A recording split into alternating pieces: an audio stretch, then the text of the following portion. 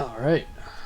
Hi, I am Zik3, and this is going to be my 100% guide to Titan Souls for speedrunning.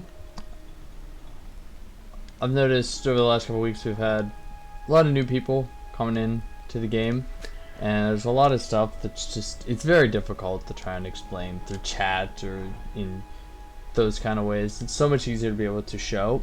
And while watching a good run is a good indication, get a good idea of how to do certain strats. Sometimes it's easier to get an explanation and to kind of slow it down and walk things through. So we're just going to get right into it. First boss here is going to be Sludgeheart. I'm going to talk about the way I do Sludgeheart. Everybody does Sludgeheart differently. It's kind of an improvised boss because he's kind of RNG based, but I will show the way I do it. People have said it's a good way, it's a good thing to mimic. So when you come in the room here, also I'm going to do all these bosses assuming you already know what they do. You've played the game casually and you know the mechanics behind the bosses. So what I do in Sludgeheart here is, if you like to imagine this room as a clock, if there's like a clock on the floor, so like this is 6 o'clock, this is 5, 4. I like to get in the room right up here in like a 1 o'clock position. This is where I'll start the fight. And I'll shoot him, I'll start the fight. Once I've shot him and I split him for the first time, I'm going to roll down to like a 2, 3 o'clock position. And I'm going to pull the arrow back. And you're going to try and split him again on the pullback.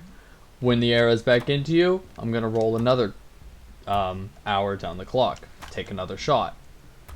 Roll down, pull it back, and eventually, when you're down here at the 6 o'clock position, you'll have killed Sludgeheart.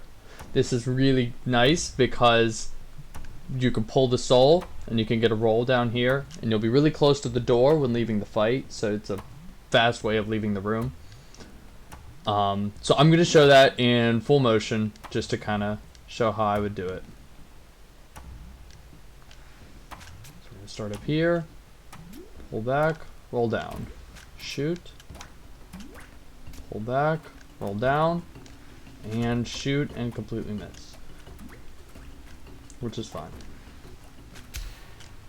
And now that you're at this 6 o'clock position, I pull the soul, and you start moving down to this door here. The strat is nice. It's kind of safer than just kind of running around the room aimlessly. It feels controlled. You're controlling one half of the room, keeping him on the other half. So that is how I would do Sludgeheart. Next we are going to be talking about iCube.